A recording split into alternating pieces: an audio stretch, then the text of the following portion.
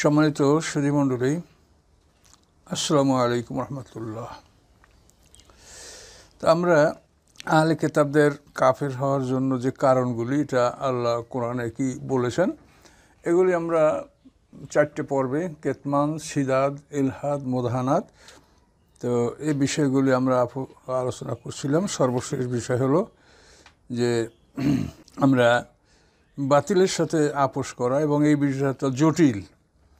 এই বিষয়টা সম্পূর্ণ আল্লাহর উপরে ন্যস্ত করা ছাড়া আমরা সরাসরি এটার উপর কোনো রায় দিতে পারছি না। তার কারণ এটা সম্পূর্ণ মনের ব্যাপার, এবং এটা সম্পূর্ণ মানুষের প্রয়োজন বা কার কী জটিলতা, এটার উপর নির্ভরশীল। তো আল্লাহ তাআলা আমাদেরকে এই বিষয়গুলি নিয়ে সতর্ক করেছেন। আলেমদের ব্যাপারে আরও ভালো মন্দ কথা আল্লাহ কোরআন পাকে বলেছেন।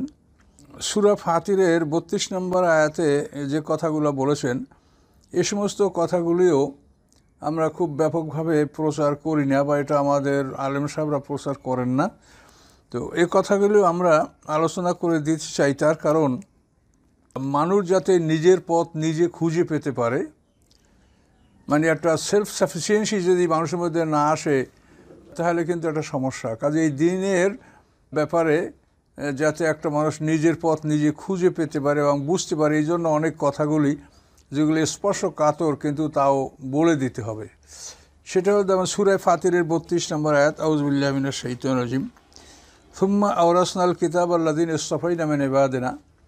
আল্লাহ বলেন, অতঃপর আমি আওরাসনাল কিতাব আল্লাযিনা, আমি আমার আসমানি কিতাবের ওয়ারিস বানালাম কাদেরকে, ইসতাফাইনা মিন ইবাদিনা, আমার বান্দাদের মধ্যে হতে আমি যাদেরকে বাছাই করেছি, অর্থাৎ আমার বাছাইকৃত একদল লোককে আমি আসমানি কিতাবের ওয়ারিস বানালাম। সুম্মা আওরাসনাল কিতাব আল্লাযিনা ইসতাফাইনা মিন ইবাদিনা, আমার বান্দাদের মধ্যে হতে বাছাইকৃত একটা দলকে আমি আমার আসমানি কিতাবের ওয়ারিস বানালাম। অর্থাৎ নবী রসুলদের তিরোধানের পরে, তারা মৃত্যুবরণ করার পরে আসমানি কিতাবের ওয়ারিস হয় আল্লাহর বাছাইকৃত একদল মানুষ। মানে এরা সব টেস্টে অ্যালাউ, কিন্তু ফাইনালে পাশ করবে কিনা সেটা আমরা সামনে বুঝতে পারবো। এরা সবাই যাদেরকে আল্লাহ বাছাই করছেন, এরা প্রথম বাছাই তার টেস্টে অ্যালাউ হয়েছে, এরপরে ফাইনাল পরীক্ষা সামনে আসে।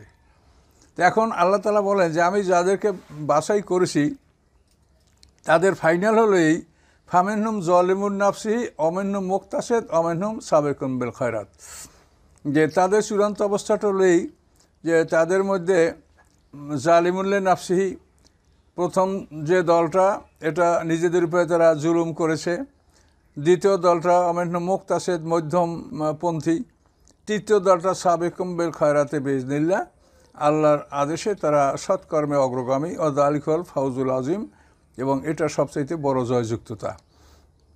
এখন কোরআনের যে বাচনভঙ্গি, সেখানে আল্লাহ তাআলা যদি একটা আয়াতে একাধিক বিষয় বর্ণনা করেন, তো সেখানে প্রথম যেটা বর্ণনা করা হয়েছে ওইটার দলে বা সংখ্যায় বা আকারে এটা বড়। এরপর পরে যেটা আলোচনা করেন, তারপর ওটা আস্তে আস্তে মানে ক্রমান্বয়ে ছোটোর দিকে যাবে। তাহলে এখানে বাছাইকৃত ব্যক্তিবর্গের সম্পর্কে আল্লাহ বললেন ফামিনহুম যালিমুন লিনাফসিহি, তাহলে এটা বোঝা যায় যে তাদের মধ্যে বড় দলটাই জালেম। এবং এই যে বড় দলটাই জালেম, এটা কিন্তু একটা বিরাট কথা। আলেমদের বড় দলটাই জালেম, পরবর্তী দলটা মধ্যমপন্থী, এবং পরবর্তী সর্বশেষ সবচাইতে ছোট দল এটা সাবিকুন বিল খায়রাতে বিইজনিল্লাহ, আল্লাহর আদেশে তারা সৎকর্মে অগ্রগামী।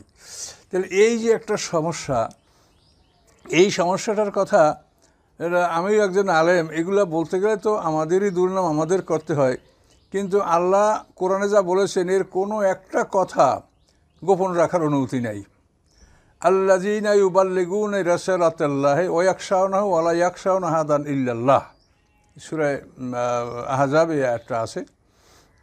আল্লাহ বলেন আল্লাযীনা ইউবাল্লিগুনা রাসালাতাল্লাহি, যারা আল্লাহর রিসালাতের তাবলীগ করে, এবং এই ক্ষেত্রে ওয়া লা ইয়াখশাউনা আহাদান ইল্লাল্লাহ, তারা আল্লাহ ছাড়া কাউকে ভয় করবে না, সত্য কথাগুলি বলেই দিতে হবে।